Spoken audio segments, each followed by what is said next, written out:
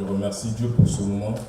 Je remercie Dieu parce que pendant longtemps, je me posais aussi la question en ce qui concerne pas seulement la vie chrétienne, dans le sens que l'on lui connaît de façon traditionnelle, c'est-à-dire venir à l'église et mener nos activités, mais aussi dans le sens de ce que l'on fait à l'extérieur, notre vie à l'école, notre vie dans le milieu professionnel et tout. Et vraiment, je remercie Dieu pour le travail qui se met en place, qui s'est mis en place avec la Césame. On peut acclamer le Seigneur pour la Césame. On a travaillé vraiment pour que l'on puisse le retrouver aujourd'hui. Amen. Donc, le thème que nous allons voir aujourd'hui s'intitule « Que l'Éternel m'emmène plus haut ». Je crois qu'il s'affiche. Peut-être que des fois, ce sera un peu petit, mais l'important, c'est d'écouter.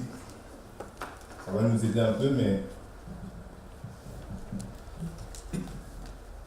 Que l'Éternel m'emmène plus haut. Ce thème-là, c'est une prière. Amen. C'est une prière. C'est une requête, c'est une demande. C'est quelque chose auquel on aspire. Que l'Éternel m'emmène plus haut. C'est la prière peut-être tout à l'heure que tu vas faire à la fin de ce message. Que l'Éternel m'emmène plus haut. Alors, pourquoi ce thème? Pourquoi cette question? Ou bien pourquoi cette volonté, cette soif que le Seigneur, que l'Éternel nous envoie plus haut? Et plus haut pour nous envoyer où? Et nous allons un petit peu réfléchir à, dans le cadre de notre vie de tous les jours, dans le cadre de notre vie, quel que soit que l'on soit étudiant, que l'on soit travailleur et tout, nous allons réfléchir à ce dont à quoi en fait Dieu nous appelle. Amen. Ce dont à quoi Dieu nous appelle, et réfléchir aussi aux défis que nous avons, nous, la jeunesse, aujourd'hui, pour le Seigneur. La première chose, il y aura 4 points qu'on va voir. 4 points, je vais essayer d'aller rapidement. 4 points. Et le premier point, c'est le début. Le premier point que j'ai intitulé, j'ai écrit « Le projet de Dieu ». Amen. Dieu a un projet. Dieu a des projets. C'est pourquoi, lorsque Dieu, parce qu'il a des projets, notre Dieu crée. Amen. Il crée. On a le texte ici, Proverbe 16, verset 4, qui s'affiche, je crois, qui nous dit « L'Éternel a tout fait pour un but, même le méchant pour le jour du malheur. » L'Éternel a tout fait pour un but. Il a tout fait. C'est-à-dire que ce que l'Éternel a pensé, ce qu'il a réfléchi, ce qu'il a créé, il ne le fait pas parce qu'il n'a rien à faire et qu'il s'ennuie. Amen. Mais parce qu'il a un but à atteindre. Parce qu'il a un projet, il a quelque chose qu'il veut faire. Le deuxième verset qui suit, Jérémie, le chapitre 1, verset 5, nous montre un peu la façon dont Dieu peut appeler une personne et lui faire comprendre qu'elle avait déjà des projets, que Dieu, avait déjà des projets pour cette personne-là. Quand il parle à Jérémie, le prophète, alors qu'il est encore un enfant, voici ce qu'il lui dit. « Avant que je t'eusse formé dans le ventre de ta mère, je te connaissais. Et avant que tu fusses sorti de son sein, je t'avais déjà consacré, je t'avais établi prophète des nations. » Amen. Voici ce que Dieu dit à un enfant. Voici ce que Dieu dit à quelqu'un que lorsqu'on le voit, on ne va pas reconnaître en lui ni un prophète, on ne va pas reconnaître en lui ni un orateur, parce que juste après, vous verrez que Jérémie lui dira, mais je ne sais pas encore parler. Amen. Je ne sais pas parler, je n'ai pas cette capacité-là. Donc, il dit à travers ces 2 versets, et surtout à partir du deuxième, que lorsque il a créé Jérémie, lorsqu'il a créé quelque chose de façon générale, il a déjà un projet, il a déjà pensé à quelque chose. Amen. Et c'est une base que nous devons avoir, que nous devons comprendre très vite, pour aller de l'avant avec le Seigneur, et pour que réellement nous puissions, disons, entrer dans ce que nous devons faire. Pour faire ce qui est bon, il faut que l'on comprenne que, avant même que nous avons été créés, l'Éternel avait déjà un projet. Lorsque le Seigneur Jésus est venu, nous pouvons avancer. lorsque le Seigneur Jésus-Christ est venu, s'est révélé en chair comme notre Dieu, et il nous a montré que, en tant qu'enfant de Dieu, parce que nous savons que Jésus-Christ, c'est l'image parfaite que nous devons suivre sur la terre. C'est l'exemple parfait. Donc, Jésus-Christ nous a montré que nous avions des choses à faire. Et à chaque fois, comme vous le voyez, je crois, dans le livre d'Éphésiens 2, le verset 10, il est écrit « Car nous sommes son ouvrage, ayant été créés en Jésus-Christ pour de bonnes œuvres, que Dieu a préparées d'avance afin que nous les pratiquions. » Amen. Donc, le Seigneur Jésus-Christ, en qui nous avons cru, le Seigneur Jésus que nous adorons, que nous prions, que nous cherchons, lorsque nous nous sommes approchés de lui, lui déjà, il y avait un projet, il y avait quelque chose qu'il avait déjà prévu pour que chacun d'entre nous, nous le fassions. Si c'était le prophète Jérémie, on allait dire, bon, c'est le prophète Jérémie, moi je ne suis pas le prophète Jérémie, il n'a rien à voir avec moi. Bon, là il est question de tous ceux qui sont en Christ. Amen. De tous ceux qui sont en Jésus, qui sont son ouvrage. Il dit, ils ont été créés en Jésus-Christ, afin de pratiquer des bonnes œuvres. Sauf que ces œuvres-là, quelle est la particularité de ces œuvres-là? Elles ont déjà été préparées par Dieu. Amen. On ne va pas demander à quelqu'un de créer des choses, d'abord, d'un premier temps. D'un premier temps, il faut comprendre cela. Nous sommes déjà pensés, nous sommes déjà créés, nous sommes déjà réfléchis par Dieu. Tu es le projet de Dieu. Si je prends Jean-Joël, tu peux te lever s'il te plaît? Désolé, ça tombe sur toi. Si je prends Jean-Joël, peut-être, je ne sais pas, bon, t'as quel âge? C'est pas indiscret. 19 ans, voilà. Avant 19 ans, là, déjà, Dieu avait déjà projeté quelque chose. Si tu as une entreprise, par exemple, tu as une entreprise, tu peux t'asseoir, excuse-moi. Tu as une entreprise, demain, ton entreprise, tu veux développer, je ne sais pas, un certain produit. Un produit en particulier qui nécessite des compétences particulières. Qu'est-ce que tu vas commencer à faire? Tu vas chercher à recruter des personnes qui sont spécialisées dedans, n'est-ce pas? Tu vas essayer de recruter des personnes et tout. Et la personne, quand elle arrive là, est-ce qu'elle est arrivée par hasard? Non, quand elle arrive, c'est parce que déjà, il y a des gens qui se sont réunis. Ils ont déjà une stratégie, ils ont déjà pensé, ils ont des produits à mettre en place, ils ont un besoin à satisfaire. Il y a quelque chose à faire. Et donc, on l'a fait venir, même on peut le former, on peut travailler avec lui, on peut le payer cher parce qu'on sait que son profil est particulier. Mais il n'est pas arrivé par hasard, il a été pensé, réfléchi. Dans ce monde-là, tu n'es pas arrivé par hasard. Amen. Dans ce monde, chacun d'entre nous, personne n'est arrivé par hasard. Personne n'est arrivé par accident. Personne n'est arrivé sans que Dieu veuille faire quelque chose avec lui. Il a tout fait en ayant une pensée pour nous. Il a tout fait pour que quelque chose se passe avec nous.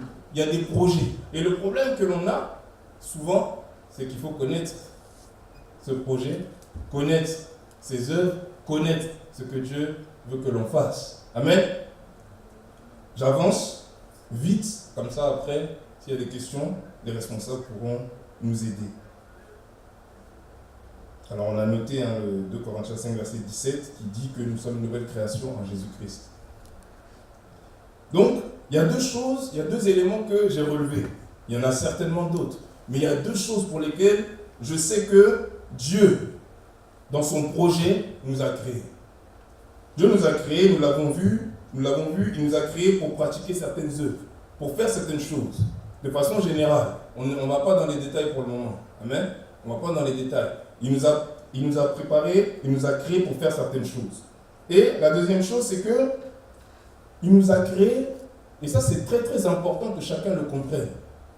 Parce que quand on dit que Dieu nous a créés pour faire des choses, ça tout le monde comprend facilement. On sait que de toute façon, si Dieu nous a créés, peut-être qu'il veut que je fasse quelque chose. C'est assez simple, ça paraît assez logique. Mais il y a une deuxième chose qui est importante et qu'il faut bien retenir. Dieu nous a créés parce qu'il veut manifester sa gloire. Amen. Manifester sa gloire, la gloire c'est l'éclat, c'est la splendeur. La gloire c'est le poids, c'est la force, c'est la puissance. La gloire c'est quelque chose qui s'étend, qui brille. Et la gloire de Dieu sur la terre, Dieu a choisi des personnes, Dieu a choisi des enfants qu'il a créés Et ces personnes-là doivent manifester, doivent faire en sorte que sa gloire apparaisse sur la terre. Est-ce que ça va? Ça va? Il veut que sa gloire apparaisse sur la terre à travers nous. C'est pourquoi il a dit, vous êtes la lumière du monde. Il n'a pas dit, je viens et puis c'est... Non, vous êtes. Parce que lui, il est venu comme lumière, mais il a dit, c'est vous maintenant, vous êtes la lumière du monde. L'objectif de Dieu, à travers chacun des enfants de Dieu, chacun des chrétiens, c'est que, à travers ma vie, à travers la vie d'Alex, à travers la vie d'Esther, que sur la terre ici, on sache qu'il est Dieu. Amen. Il faut qu'on sache que, lorsqu'on va regarder ta vie, tout à l'heure le responsable l'a dit, à l'école même, lorsqu'on va regarder ta vie, lorsqu'on va t'observer, si on doit t'étudier, il faut que ce soit un témoignage qu'on dise non, lui, son Dieu, il y a quelque chose. Amen. Sur la terre, c'est comme ça. Tu ne peux pas passer toute ta vie dire que tu es chrétien, et puis quand on te voit, c'est comme si on a envie de devenir athée. Amen. Quand on te voit, au bout d'un moment, ça doit changer certaines choses dans ton entourage. Parce qu'à travers toi, on doit voir Dieu. Un chrétien a pour mission de manifester la gloire de Dieu. La gloire de Dieu, on peut parler, on peut prêcher des heures dessus pour dire que ça peut se manifester dans l'amour, par notre comportement, par notre sanctification, etc., etc. Nous savons comment Dieu est et nous devons essayer de ressembler, de manifester, d'agir selon sa parole. Et comme cela, nous manifesterons sa gloire, son éclat. Et les gens, quand ils nous verront, ils diront effectivement, il y a un Dieu. Amen. Il faut qu'ici à Villers-le-Bel, les gens autour disent qu'il y a un Dieu à Villers-le-Bel, il y a quelqu'un, il y a quelque chose. Ce n'est pas normal, ce n'est pas, on ne peut pas être indifférent lorsque on voit des enfants de Dieu qui sont réellement attachés au Seigneur, qui vivent avec Christ. On ne peut pas rester indifférent. Elle était une personne, avec ses amis, était une personne, on dit douée d'intelligence, il avait des capacités, il avait de la sagesse, etc. Avec ça, Dieu allait ensuite travailler avec lui. Amen. Il lui a donné des capacités, il lui a donné des dons. Ce n'était pas seulement des dons de prier, ce n'était pas seulement des dons de chanter. Hein. C'était des dons, il savait écrire, travailler, il savait faire des choses qui pouvaient l'aider, qui pouvaient aider le royaume de Babylone. Parce qu'à l'époque, c'était le royaume de Babylone qui gouvernait l'ensemble de, on dit toute la terre, entre guillemets, pour dire toute la terre connue. C'était Babylone. Et Israël était soumise à Babylone. Donc Daniel, il était là-bas avec toute son intelligence. Et la Bible dit que le roi de Babylone a voulu qu'il soit éduqué, qu'on lui apprenne les lettres, qu'on lui apprenne plein de choses. Donc il a travaillé, il a été à l'école, il a bossé pour être capable de servir le roi. Amen. De conseiller le roi. Il y a un autre passage qui dit, je ne l'ai pas noté, que quand il y avait des conseils, le roi écoutait plus les conseils de Daniel et ses amis parce qu'ils étaient vraiment supérieurs. Donc ils étaient des conseillers dans un royaume qui est extrêmement vaste, extrêmement grand. Eux, ils étaient conseillers du roi.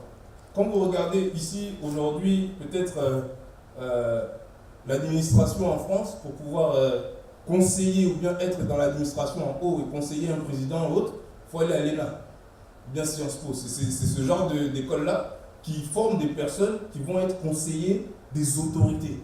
Amen. Donc, Daniel, c'était quelqu'un qui était à ce niveau-là. Et il a vraiment travaillé et on a vu que c'est quelqu'un qui a développé ses talents. Lorsqu'on continue sur la suite, il faut noter une chose sur la capacité des dons et les talents que nous avons. C'est que ces dons-là, ce sont ces dons qui sont, je disais, développés par la formation ou bien par l'école. Amen. Quand nous allons à l'école, c'est pour développer nos talents, nos capacités et les dons que nous avons. Lorsque nous sommes formés, c'est pour ce que Dieu nous a donné, c'est pour vraiment le développer, pour que ça prenne plus de force, pour que ça puisse se développer, devenir plus grand et que ça puisse servir à la société, que ça puisse servir à mon prochain ou autre. Donc, les dons, les talents, les capacités, c'est ce que nous développons par la formation. Si tu ne te formes pas correctement, si tu ne vas pas à l'école et que tu vas à l'école correctement, il y aura un problème parce que tu ne vas pas bien développer ce que Dieu t'a donné. Amen. Tu ne vas pas bien développer ce que Dieu t'a donné. Or, ce que Dieu t'a donné, c'est aussi, ça va servir aussi à son plan. Ça va servir aussi à ta vision. Ça va servir aussi à tout ce que Dieu va accomplir avec toi. Et Daniel, dans son plan, je ne l'ai pas noté parce que ça faisait beaucoup de versets, mais Daniel, qui est une personne qui a étudié, qui a bien travaillé, qui a bien fait. Vous voyez, il était carré, comme on dit. Lorsque l'on va chercher à accuser Daniel, qu'est-ce qu'on va vouloir faire? Aller chercher qu'est-ce qu'il a fait de mal, qu'est-ce qu'il a mal fait dans l'administration du royaume, quelle est son erreur, quelle est sa faute. Et qu'est-ce qui s'est passé? Non, ça vous dit rien, l'histoire? On n'a rien trouvé. On ne pouvait pas trouver quelque chose que Daniel avait fait de mal. C'est-à-dire que, ok, il priait. On sait qu'il priait 3 fois par jour. Ok. Hein, ça, c'est bien. Peut-être il chantait, il louait Dieu, c'est bien. Mais Daniel, dans son travail, il était carré. Quand on allait chercher pour lui poser des problèmes, ce n'était pas pour savoir est-ce qu'il prie, est-ce qu'il ne prie pas. C'était est-ce qu'il organise bien les choses, est-ce que ce qu'il fait, il n'y a pas des fautes dedans, parce qu'avec ça, on va pouvoir l'accuser. Ils n'ont rien trouvé, parce qu'il était sérieux. Et à travers ça, Dieu va se manifester à Babylone, à travers le travail de Daniel et de ses amis. Pas seulement parce qu'ils avaient des dons, c'est une des choses, parce que déjà avec les dons, ils étaient supérieurs aux autres. Mais le travail qu'il a fait, le sérieux qu'il a donné. Et vous savez très bien que dans la Bible, on a vu beaucoup de gens qui ont des dons et qui faisaient un peu n'importe quoi aussi à côté. Mais lui, les dons qu'il avait l'a mené à être un exemple dans le royaume. Le royaume de Babylone était divisé en 120 provinces, tellement c'était grand. Et il y avait 120 princes qui étaient sur les royaumes. On a mis 3 personnes au-dessus des 120. Daniel, on l'a mis en haut. Donc on l'a mis entre les 3. Et ensuite, on voulait le mettre premier. Et là, les gens ont dit non, c'est bon. C'est bon, il faut le tuer. Il faut le tuer parce que ça va, faut arrêter. C'est un Hébreu, il vient chez nous, il ne va pas en plus être comme Joseph en Égypte, Premier ministre. Il ne faut pas exagérer. C'est à ce moment-là qu'ils ont voulu, et qu'il y a eu l'épisode de la fausse au lion. Voilà. Et pour pouvoir l'accuser, ils ont dit qu'il n'adore pas le Dieu qu'adore le roi. C'est là où ils ont pu l'avoir. Donc c'est important. J'ai mis attention. Le don ou le talent n'est pas la vision. Ça, c'est très important, surtout pour les jeunes que nous sommes. Le don, le talent, ce n'est pas ta vision. C'est pas parce que j'ai mis quoi? J'ai mis des exemples. Tu vois, est-ce que tu sais chanter que ta vision demain matin, c'est de passer à la télé, c'est de devenir chanteur international dans le monde entier, d'avoir un CD, d'avoir un manager? Non. C'est pas parce que tu as un talent dans un domaine que ça en fait toute ta vie, que ça en fait c'est avec ça que tu vas... Vous voyez ce que je veux dire? C'est juste de faire attention. Parce que les gens, souvent, quand on a un petit talent, on a quelque chose, on a tendance à prendre. Il y a d'autres, ils savent bien jouer au foot, et Dieu m'a parlé, je vais être footballeur, je vais jouer avec Cristiano Ronaldo. Mais c'est pas parce que tu es bon dans le sport que Dieu t'appelle être footballeur. Amen. Tu peux très bien être bon dans le sport. Dieu t'appelle à être éducateur physique et sport au collège pour pouvoir aider les jeunes, les motiver, leur donner une bonne alimentation. Non? Et tu seras très bien, Dieu sera glorifié, il n'y a aucun problème. Et on a beaucoup ce genre de cas, nous les jeunes. Il ne faut pas qu'on se trompe comme ça. Il ne faut pas que l'on se dise, voilà, je sais faire ça, j'ai un talent, j'ai un don, et tout de suite, c'est toute ma vie qui va tourner autour de ça. David savait jouer de la musique, il a fait des bonnes choses pendant qu'il était petit, il a continué toute sa vie, mais il était aussi roi, n'est-ce pas? Il devait gérer un royaume. Vous imaginez qu'il jouait à la guitare toute la journée? Ah non, il était roi. Ça n'a pas empêché que son talent, ses dons, ça continue de se manifester, de fructifier. Il a écrit des chants, il a donné aux chantres, et on dit au chef des chantres, cantique de David, au chef des chantres. Et puis, c'est ces chants qu'on chante dans l'assemblée, et même aujourd'hui, c'est ces chants qu'on chante. Amen. Mais il n'était pas que musicien, il devait être roi, il devait gérer un royaume. Donc il faut faire attention. Il faut faire attention à bien cerner ce qu'on doit faire avec le Seigneur et à pas trop vite prendre des décisions qui ne seront pas optimales pour nous et pour le Seigneur. Donc, oui, et je donne aussi, en ce qui concerne la vision que nous avons, tout à l'heure on disait que c'est à l'école qu'on va se former pour que les dons, pour que les capacités puissent vraiment se multiplier et qu'on soit capable d'apporter quelque chose à la société. Amen. Mais de la même façon, c'est à l'église, dans l'école de Dieu, que l'on va aussi développer les dons spirituels, que l'on va aussi développer les capacités pour le ministère, qu'on va aussi apprendre des choses qui vont nous permettre de pouvoir être utiles dans la maison de Dieu et dans le monde. Souvent, on a une priorité.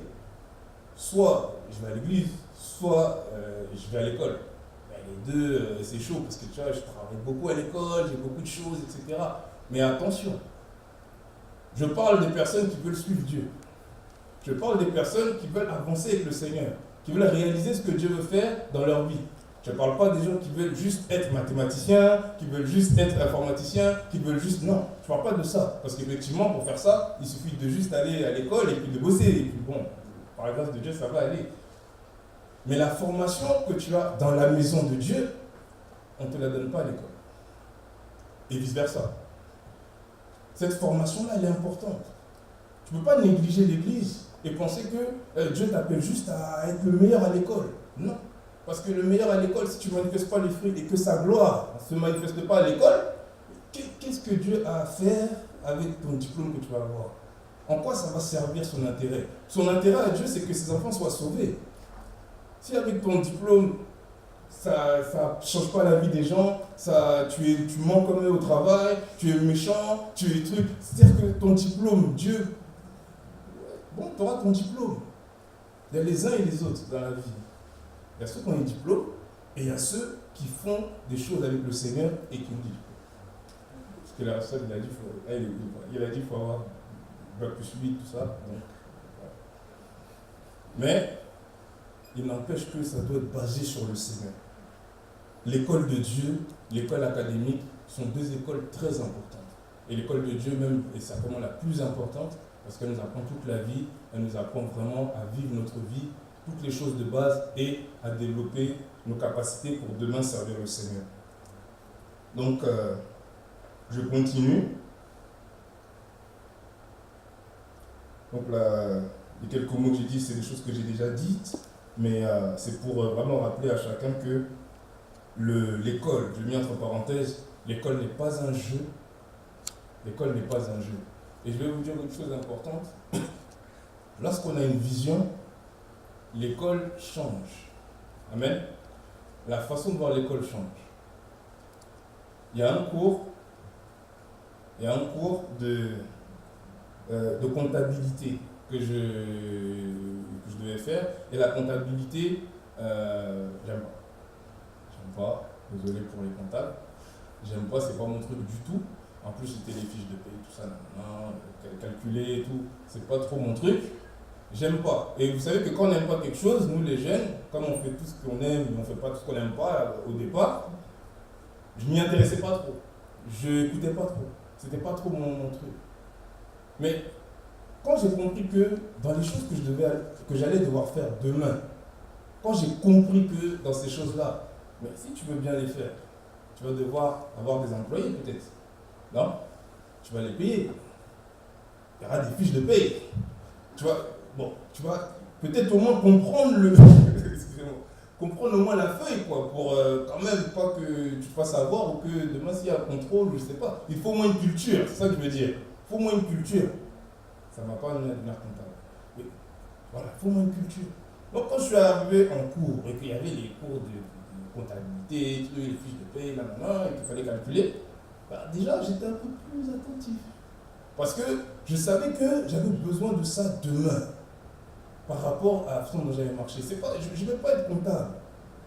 Mais ça va servir. Je pense que vous voyez. Souvent on néglige certaines petites choses qu'on nous apprend.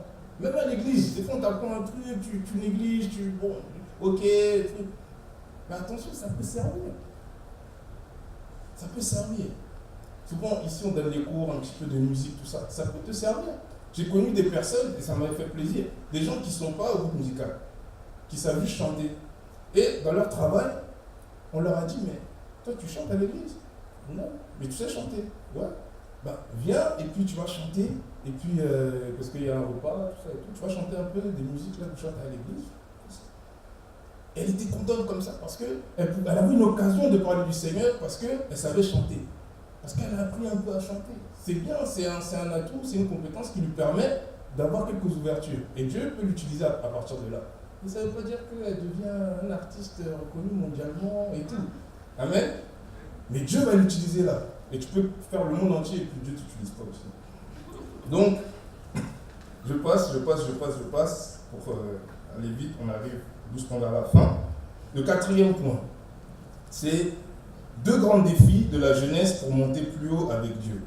J'ai regardé, je sais qu'il y a beaucoup de défis, je sais qu'il y a beaucoup de combats que les jeunes nous avons par rapport à notre place que nous devons avoir dans ce monde-là et de comment nous allons avancer avec le Seigneur. Mais il y a 2 choses qui ont retenu vraiment mon attention, que j'ai vues et que je voulais partager avec chacun d'entre nous. Et lorsque Dieu permet, je pense que ce n'est pas en vain. Amen. Nous sommes à la fin des temps. Voici 2 ennemis que le jeune doit vaincre maintenant pour que sa vie puisse illuminer le monde à travers son travail, ses études, son ministère. L'une de ces choses, c'est l'égoïsme. Amen. L'égoïsme. Et j'ai écrit faire la plupart de ses choix pour satisfaire ses propres désirs, ses sentiments, ses émotions en priorité. D'abord, je vais faire ce que je veux, ce que j'ai envie de faire. J'aime bien ça, je vais faire ça. Là, aujourd'hui, j'aime bien ça, je vais faire ça. Et puis, souvent, on arrête et on reprend, on recommence, etc. Parce que ce que l'on fait, c'est-à-dire que c'est dénué un petit peu d'une certaine autorité que l'on a nous-mêmes sur ce qu'on doit accomplir. Lorsque tu fais quelque chose et que tu sais que derrière, il y a Dieu qui t'attend, il y a Dieu qui doit t'utiliser, il y a Dieu qui attend de toi quelque chose. Même si tu es à l'école et que tu ne sais pas trop quoi faire, Dieu attend au moins que, comme l'a dit le responsable, par ton comportement, par tes notes, au moins, on puisse quand même respecter au moins Dieu, avant de le reconnaître et de l'adorer, mais au moins le respecter à partir de ta vie. Parce que je peux vous dire que quand les CPE appellent les parents, etc., et qu'ils apprennent qu'on est chrétien, j'ai déjà vu ces exemples-là, qu'on va à l'église, ça fait rire. Et on se sent bête. Ah, ça, je peux vous le dire. Parce que là, par contre, là, c'est les non-chrétiens qui t'apprennent la parole. Qui vont t'expliquer comment ça se passe. Il faut respecter les grandes personnes et tout, c'est dans la Bible. Mais lui va t'apprendre ça. Quand toi, tu vas à l'église, mais on ne sait pas ce que tu y fais, lui va te l'apprendre. Et là, tu auras honte. Mais le pire, c'est qu'il y en a qui n'ont pas honte. Là, c'est un autre niveau. Donc, je dis l'égoïsme. L'égoïsme. Parce qu'aujourd'hui, on distribue, on dit par exemple les formations, orientation, on fait les forums, les salons, etc. On distribue ça comme si c'était un plateau où on choisit son burger, ses frites, etc. C'est comme, voilà, c'est un piège en même temps. De se dire, oh je choisis, je veux ça, je veux pas ça, etc. Nanana et tout. C'est bien, mais il faut que derrière, on fasse attention. Les choix que l'on fait en tant que jeunes doivent être des choix qui vont permettre à Dieu de travailler avec nous et qui vont nous permettre d'être une bénédiction pour les autres. Tu ne peux pas simplement, parce que, je vais prendre un exemple un peu farfelu, hein, parce que, je ne sais pas, tu aimes l'étude des glaces, ou comment on appelle ça, les glaces, les glaciers, tout ça, et tout, parce que tu aimes tellement ça. Donc tu vas te retrouver, tu sais que tu vas aller au pôle Nord toute ta vie quelque part, parler à personne, rester là-bas, et puis toi tu es content parce que tu vas être avec tes bouts de glace et tout. Mais est-ce que pendant ce temps-là, est-ce que tu sais si Dieu a besoin de toi pour parler à des gens en français et puis leur dire que Jésus les aime, etc. Est-ce que quand tu choisis même ton métier, quand tu choisis même ton métier, je le dis, quand tu choisis ton métier, est-ce que tu penses une fois à Dieu? Une fois comme ça, je sais pas. Ouais, je veux faire ça, je veux faire ça, je veux faire ça, je veux faire ça, je veux faire ça, je veux faire ça. C'est compliqué. Jean 6, verset 38 dit, c'est l'exemple que Jésus donne de comportement. Car je suis descendu du ciel, non pour faire ma volonté, mais pour faire la volonté de celui qui m'a envoyé. Celui qui a dit cette parole sait très bien que lui-même, il est en accord avec Dieu. Sa volonté là, c'est la volonté de Dieu. Mais pour que l'on comprenne bien la chose, il explique qu'il est là. Mais ce n'est pas sa volonté d'abord qu'il fait. Il accomplit celle que Dieu lui a envoyée. Quand tu veux faire quelque chose, ne sois pas égoïste en te disant « je veux faire ce qui me plaît ». Commence à réfléchir « je veux faire ce qui plaît au Seigneur ». Comment je vais pouvoir servir? Comment je vais pouvoir aider ma famille? Comment je vais pouvoir... C'est très très important. Et prépare-toi. Intéresse-toi, réfléchis. C'est très important. Il faut qu'on sorte de cet égoïsme-là. Il faut que l'on sorte de cette priorité. Dieu dit, cherchez premièrement le royaume et la justice de Dieu, les choses vous seront données par-dessus. Mais nous, on cherche tout ce qui est par-dessus et après on cherche le royaume. Bon, moi on cherche le royaume, vous me direz. Mais on parle d'être monté plus haut avec Dieu. On parle d'impacter sa génération. On parle d'illuminer le monde par la parole. On parle à l'école qu'on te voit, on a envie d'aller à l'église. On parle dans la salle, tu remplis la salle par des personnes que tu invites parce qu'elles sont convaincues. On parle de ça. Il n'est pas seulement question de ce que tu as envie de faire dans ta vie. Il faut qu'on sorte un peu de ça. Ce n'est pas seulement ça. Tu es un projet d'abord de Dieu. Et c'est Dieu qui va pouvoir te dire exactement comment tu dois marcher. Mais si toi tout seul, avec ta propre volonté, tu commences à faire tes choses, tu vas perdre du temps. Et je vous dis, perdre du temps, c'est pas très grave. Parce que, non, perdre du temps, c'est grave. Mais ce que je veux dire, c'est que le temps qu'on a perdu, lorsque, après, on se rend compte qu'on a perdu, bon, on peut quand même essayer de corriger, etc. Mais le temps, c'est des efforts. Le temps, on consacre des choses, on étudie des choses, etc. Si tu perds tout ça, là, comment tu vas récupérer? C'est dommage, parce qu'il y a tellement à faire. Vous voyez aujourd'hui le monde, on est dans les derniers temps. Récemment, vous avez vu ce qui s'est passé avec Donald Trump. Tout le monde dit, je reçois des messages, oui, la fin du monde, des longs messages. Des gens, je sais pas, ils sont où? Je dis, mais ok. Ok, Jésus revient et tout, c'est chaud, ok. Mais donc on fait quoi? On fait quoi? Parce que, oui, moi je sais, je n'ai pas attendu Donald Trump pour savoir que Jésus revient, donc il faut accélérer les choses, il faut chercher le Seigneur, il faut chercher à évangéliser, il faut chercher à méditer la parole pour savoir quoi dire aux gens parce qu'ils sont de plus en plus endurcis, etc., etc. Moi je sais ça. Après, en BFM, on regarde, on voit simplement les prophéties s'accomplir, et puis on prie le Seigneur, point. Mais nous, on est là, on reçoit des textes, oui, regardez, trucs, puis on cherche. Mais au bout d'un moment, quel est notre enjeu dans ça? Qu'est-ce qu'on va apporter? Qu'est-ce que dans ces derniers temps, ta vie va faire? En quoi ta vie va être utile au Seigneur? C'est des questions qu'on doit se poser. Le deuxième obstacle est l'ennemi que nous devons vaincre aujourd'hui pour pouvoir aussi aller de l'avant et monter plus haut avec le Seigneur en tant que jeune, c'est le sentiment de faiblesse, que j'ai appelé le sentiment de faiblesse. Ça, c'est un problème très, très, très embêtant pour les chrétiens, pour les enfants de Dieu. Moïse a eu ça. Il a dit, je ne sais pas parler. Jérémie a eu ça. Il a dit, je ne sais pas parler. Gédéon a eu ça. Il a dit, mais je suis faible, comment je vais aller faire un truc que je ne peux pas? Vous voyez, il y a toujours ce truc-là de la vision, elle est belle. Vous savez, il y a toujours ce début-là, ouais, on va faire ça. Même tu viens à l'église à un moment donné, là, tu te rends compte que il y a des choses à faire. On peut faire des choses. Même si c'était toi qui évangélisais les gens, tu allais dans la rue, tout ça, parce que tu voyais qu'il y a des choses à faire. Après, à un moment donné, tu vois que c'est compliqué. Amen. Quand on a une vision, c'est compliqué.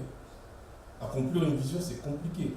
C'est les courageux qui font ça. C'est pas quand Dieu dit avec Dieu, nous ferons des exploits, il écrasera nos ennemis. C'est pas des ennemis qui jouent avec nous. On parle des Goliath, des pharaons, des gens comme ça, dans la Bible. Donc, c'est pas du jeu. Et il y a tellement de raisons de lâcher, tellement de raisons de se dire, bon, on n'y arrivera pas de toute façon, je suis trop faible, j'y arrive pas, les autres sont meilleurs que moi, les autres y arrivent, eux ils vont le faire, mais pas moi. Et tu commences à te dire que Dieu a un plan pour eux en fait, mais pas pour moi. Enfin, en tout cas, Dieu il a un plan pour eux, pour faire des choses avec eux, mais moi, il a un plan pour moi, pour être là. Non, c'est pas comme ça. Il faut absolument que chacun se reconnecte avec le Seigneur. Et qu'on surmonte ce sentiment d'infériorité qu'on peut avoir. Quand on est à l'école, quand tu vois quelqu'un qui est bon en mathématiques, et que toi tu es moins bon, l'objectif de Dieu, c'est pas que tu viennes pour être meilleur que celui qui est meilleur que toi en mathématiques. Peut-être que ça va choquer certains, mais quand on va à l'école, l'objectif de Dieu, c'est pas que ceux qui sont meilleurs que toi toi tu deviennes meilleur qu'eux. Et toi, il te dit, voici l'ordre que je te donne, sois meilleur que l'autre. C'est pas ça d'abord ton problème. Ton problème, c'est de donner le meilleur de toi-même. Ton problème d'abord, c'est pas d'être meilleur que l'autre. Et souvent, comme on voit que l'autre est meilleur, c'est Dieu qui a créé l'autre. S'il est meilleur que toi, il est meilleur que toi. Il est meilleur en maths, il est meilleur en maths. C'est pas parce que tu es chrétien que tu vas arriver, tu vas être meilleur que lui. Il est meilleur. Dieu l'a fait, Dieu aussi qui l'a fait. Mais Dieu t'a donné la sagesse. Et Dieu t'a donné de t'approcher du Seigneur. Et de s'approcher de lui. Et si tu es intelligent, l'autre qui est meilleur, là, tu vas tirer des leçons de lui, n'est-ce pas? Et toi, il va te tirer vers le haut. Et toi aussi, tu peux le tirer vers le haut par rapport à ce que tu as. Mais l'objectif, c'est pas de venir et de... Il y en a qui sont déboussolés parce qu'ils ne sont pas meilleurs que l'autre. Non. Dieu ne t'a pas donné l'ordre d'être à la tête. On dit souvent, c'est quoi? L'Éternel fera de toi la tête et non la queue. Il fera de toi. C'est pas, il faut absolument que toi, tu sois au-dessus de l'autre. Il va le faire parce que c'est comme ça. Parce que si tu t'approches de lui, tu restes en lui, il t'établira la tête. Il n'y a rien à faire. Et ce n'est pas seulement à cause de tu es plus fort que l'autre. C'est parce que sa grâce est sur toi. Et c'est ce que a dit Paul. Quand il a dit, je ne sais pas s'il y a le verset, il dit, ma grâce te suffit. Il a demandé à Dieu, j'ai une faiblesse, comment je peux faire? J'y arrive pas. Et Dieu lui a dit, ma grâce te suffit, car ma puissance s'accomplit dans la faiblesse. Je me glorifierai donc bien plus volontiers de mes faiblesses, afin que la puissance de Christ repose sur moi. Il est important pour un enfant de Dieu d'avoir des faiblesses. Il est important pour un enfant de Dieu de ne pas être totalement parfait pour savoir chercher le Seigneur, pour savoir compter sur Dieu. Parce que quand les gens, dans la Bible, ils avaient tout, très souvent, ce qui s'est passé, c'est quoi? C'est qu'ils ont commencé à penser qu'ils étaient trop forts, n'est-ce pas? Ils étaient trop bons, ils ont laissé le Seigneur. Mais là, il dit, dans les moments de faiblesse, j'ai des difficultés à l'école, j'ai des difficultés, je ne suis pas bon en maths, mais il faut que je valide les mathématiques, etc., etc. C'est dans ta faiblesse, là. Sache que tu as un Dieu. Amen. C'est pas que par tes capacités, c'est pas que parce que... Non, c'est aussi parce que tu as un Dieu, que tu pries, que tu invoques, qui va mettre les situations aussi, qui va mettre les personnes pour t'aider, ton humilité, ton caractère va t'aider à aller de l'avant. C'est très important. Donc il faut véritablement qu'on soit libéré de cette, souvent de ce sentiment d'infériorité que l'on a vis-à-vis des autres. Toi, tu as ta part à faire. Ton boulot, fais le meilleur avec ce que Dieu t'a donné. Fais le meilleur. Si c'est un talent qu'il t'a donné, multiplie-le. Si c'est 5, multiplie-le. Dieu te jugera par rapport à ce qu'il t'a donné, pas par rapport à ce qu'il a donné à ton voisin. Donc, voilà un petit peu, on arrive totalement à la fin. Désolé si j'ai débordé. Pour dire à chacun que aller de l'avant avec le Seigneur, monter avec Dieu. L'important dans le thème, dans cette prière, monter avec Dieu, c'est que ce soit avec Dieu qu'on monte. Ce n'est pas seulement de monter. C'est que ce soit avec Dieu. Tu peux gagner le monde. Tu peux être le meilleur à l'école. Tu peux tout faire. Tu peux tout faire. Tu peux monter. On va voir que tu montes. Mais devant Dieu, tu es tellement en bas, on ne te voit même pas. L'important pour nous, c'est de monter avec le Seigneur. Tu seras la tête et non la queue. Il n'y a rien à faire. Il n'y a rien à faire. Obéis à sa parole. Cherche le Seigneur. Quand ça ne va pas, tourne-toi vers Dieu. Invoque-le. Mais tu verras. C'est tout ce qu'il a dit, n'est-ce pas? Tu feras la tête. Joseph était à la tête. Daniel était à la tête. Et quand bien même, il y en a d'autres qui ne faisaient rien. Je ne sais pas, comme Jean-Baptiste. Vous voyez Jean-Baptiste dans la Bible? Il prêchait dans le désert et il était habillé avec des habits comme ça, un peu dérisoires. Il n'a pas peut-être fait des études et autres, mais quand il prêchait, les gens se donnaient au Seigneur. Quand il prêchait, les gens venaient et se repentaient. Parce qu'il est un enfant de Dieu et qu'il faisait la volonté de Dieu, et Dieu de toute façon le mettra à la tête. Mais il faut que nous soyons attachés au Seigneur. Mais il y a deux choses qui ont retenu vraiment mon attention, que j'ai vues et que je voulais partager avec chacun d'entre nous. Et lorsque Dieu permet, je pense que ce n'est pas en vain. Amen. Nous sommes à la fin des temps. Voici deux ennemis que le jeune doit vaincre maintenant pour que sa vie puisse illuminer le monde à travers son travail, ses études, son ministère. L'une de ces choses, c'est l'égoïsme. Amen. L'égoïsme. L'égoïsme. Et j'ai écrit faire la plupart de ses choix pour satisfaire ses propres désirs, ses sentiments, ses émotions en priorité. D'abord, je vais faire ce que je veux, ce que j'ai envie de faire. J'aime bien ça, je vais faire ça. Là, aujourd'hui, j'aime bien ça, je vais faire ça. Et puis, souvent, on arrête et on reprend, on recommence, etc. Parce que ce que l'on fait, c'est-à-dire que c'est dénué un petit peu d'une certaine autorité que l'on a nous-mêmes sur ce qu'on doit accomplir. Lorsque tu fais quelque chose et que tu sais que derrière, il y a Dieu qui t'attend, il y a Dieu qui doit t'utiliser, il y a Dieu qui attend de toi quelque chose. Même si tu es à l'école et que tu ne sais pas trop quoi faire, Dieu attend au moins que, comme l'a dit le responsable, par ton comportement, par tes notes, au moins, on puisse quand même respecter au moins Dieu, avant de le reconnaître et de l'adorer, mais au moins le respecter à partir de ta vie. Parce que je peux vous dire que quand les CPE appellent les parents, etc., et qu'ils apprennent qu'on est chrétien, j'ai déjà vu ces exemples-là, qu'on va à l'église, ça fait rire. Et on se sent bête. Ah, ça, je peux vous le dire. Parce que là, par contre, là, c'est les non-chrétiens qui t'apprennent la parole, qui vont t'expliquer comment ça se passe. Il faut respecter les grandes personnes et tout, c'est dans la Bible. Mais là, lui va t'apprendre ça. Quand toi, tu vas à l'église, mais on ne sait pas ce que tu y fais, lui va te l'apprendre. Et là, tu auras honte. Mais le pire, c'est qu'il y en a qui n'ont pas honte, là, c'est un autre niveau. Donc, je dis l'égoïsme. L'égoïsme. Parce qu'aujourd'hui, on distribue, on dit par exemple les formations, orientation, on fait les forums, les salons, etc. On distribue ça comme si c'était un plateau où on choisit son burger, ou ses frites, etc. C'est comme, voilà, c'est un piège en même temps. De se dire, oh, je choisis, je veux ça, je veux pas ça, etc. Nanana et tout. C'est bien, mais il faut que derrière, on fasse attention. Les choix que l'on fait en tant que jeunes doivent être des choix qui vont permettre à Dieu de travailler avec nous et qui vont nous permettre d'être une bénédiction pour les autres.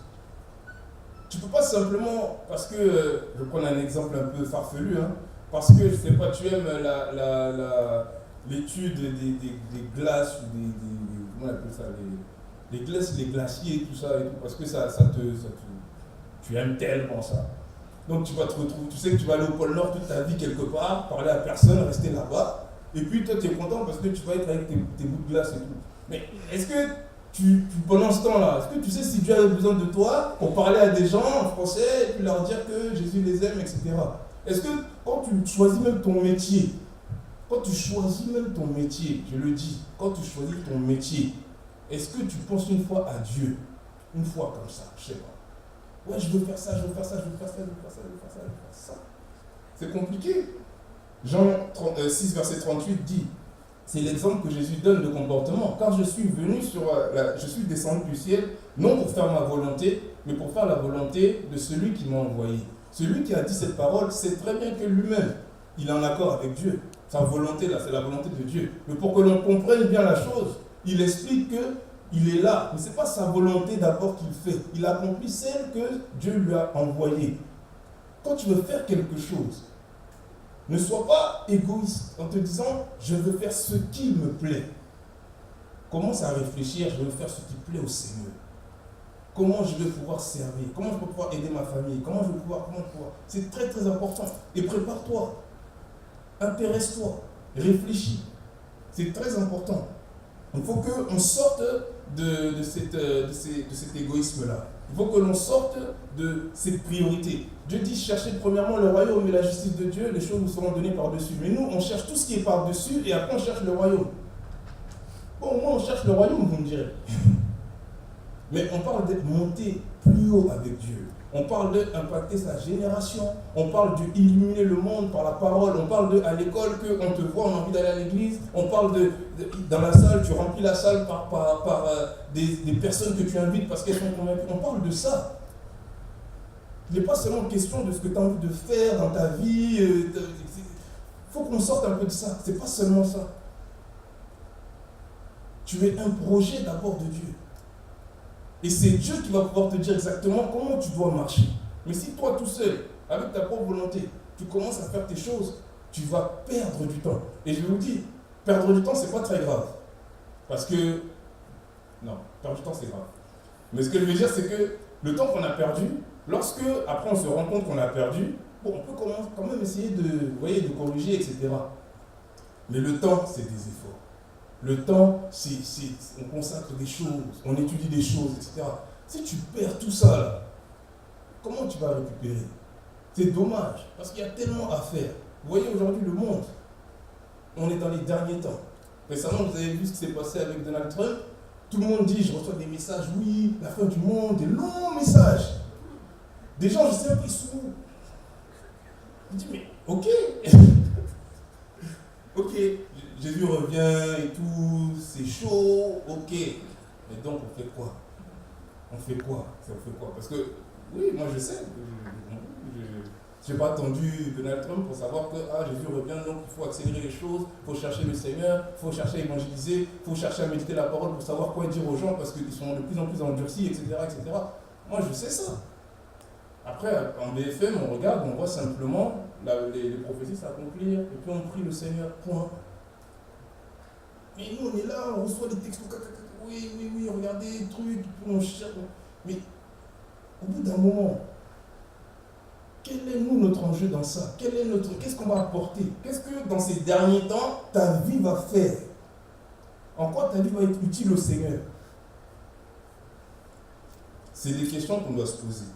Le deuxième obstacle est l'ennemi que nous devons vaincre aujourd'hui pour pouvoir aussi aller de l'avant et monter plus haut avec le Seigneur en tant que jeune, c'est le sentiment de faiblesse, que j'ai appelé le sentiment de faiblesse. Ça, c'est un problème très, très, très embêtant pour les chrétiens, pour les enfants de Dieu.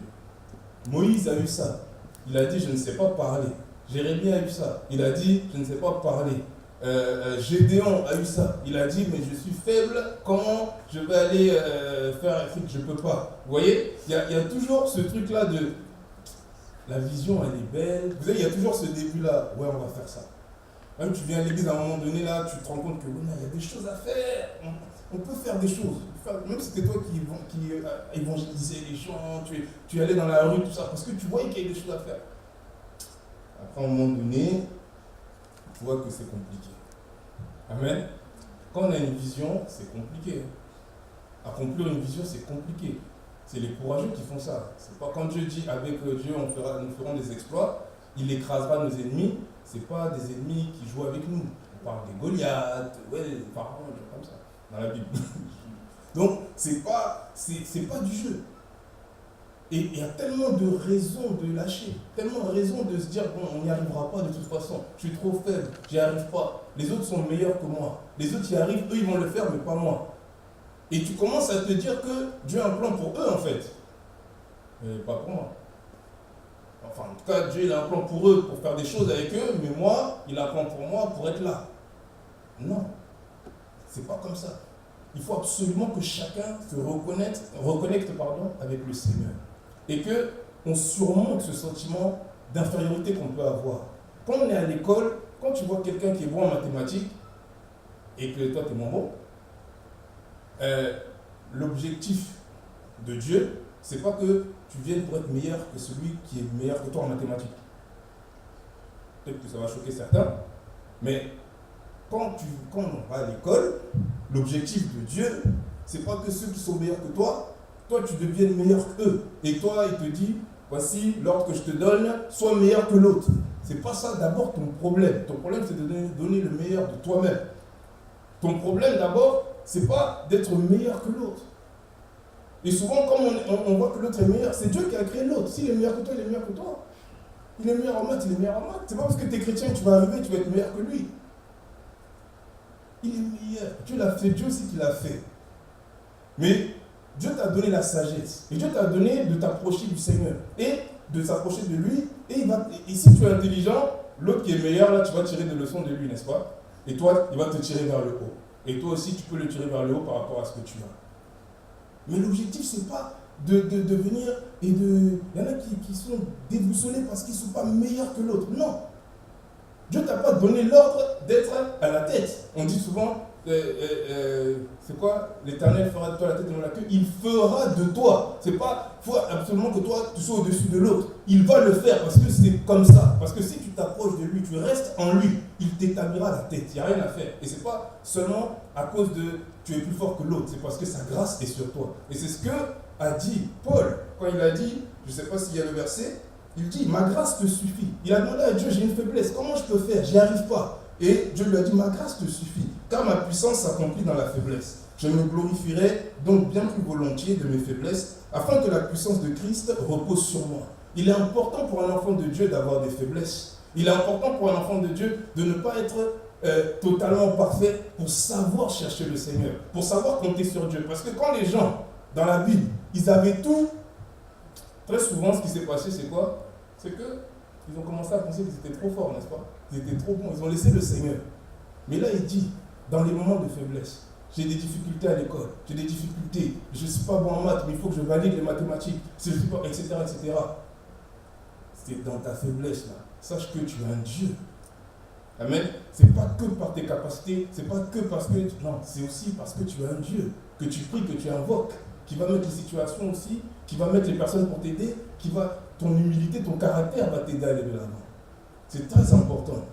Donc il faut véritablement qu'on soit libéré de cette, souvent de ce sentiment d'infériorité que l'on a vis-à-vis des autres. Toi, tu as ta part à faire. Ton boulot, fais le meilleur avec ce que Dieu t'a donné. Fais le meilleur. Si c'est un talent qu'il t'a donné, multiplie-le. Si c'est 5, multiplie-le. Dieu te jugera par rapport à ce qu'il t'a donné, pas par rapport à ce qu'il a donné à ton voisin. Donc, voilà un petit peu, on arrive totalement à la fin. Désolé si j'ai débordé. Pour dire à chacun que aller de l'avant avec le Seigneur, monter avec Dieu. L'important dans le thème, dans cette prière, monter avec Dieu, c'est que ce soit avec Dieu qu'on monte. Ce n'est pas seulement de monter. C'est que ce soit avec Dieu. Tu peux gagner le monde. Tu peux être le meilleur à l'école. Tu peux tout faire. Tu peux tout faire. Tu peux monter. On va voir que tu montes. Mais devant Dieu, tu es tellement en bas, on ne te voit même pas. L'important pour nous, c'est de monter avec le Seigneur. Tu seras la tête et non la queue. Il n'y a rien à faire. Il n'y a rien à faire. Obéis à sa parole. Cherche le Seigneur. Quand ça ne va pas, tourne-toi vers Dieu. Invoque-le. Mais tu verras. C'est tout ce qu'il a dit, n'est-ce pas? Tu seras la tête. Joseph était à la tête. Daniel était à la tête. Et quand bien même, il y en a d'autres qui ne faisaient rien. Je ne sais pas, comme Jean-Baptiste. Vous voyez Jean-Baptiste dans la Bible? Il prêchait dans le désert et il était habillé avec des habits comme ça, un peu dérisoires. Il n'a pas peut-être fait des études et autres, mais quand il prêchait, les gens se donnaient au Seigneur. Quand il prêchait, les gens venaient et se répandaient. Parce qu'il est un enfant de Dieu et qu'il faisait la volonté de Dieu, et Dieu de toute façon le mettra à la tête. Mais il faut que nous soyons attachés au Seigneur. Il faut que nous continuions à chercher. Il faut que nous continuions à nous attacher à sa volonté. Et nous verrons comment il va nous orienter. Je sais qu'il y a d'autres programmes de la Sésame qui viendront où ils vont peut-être plus donner des précisions sur les formations, etc. Mais toutes les formations-là, fais-les d'abord en étant toi-même pleinement enraciné en Jésus-Christ. Que Dieu nous bénisse.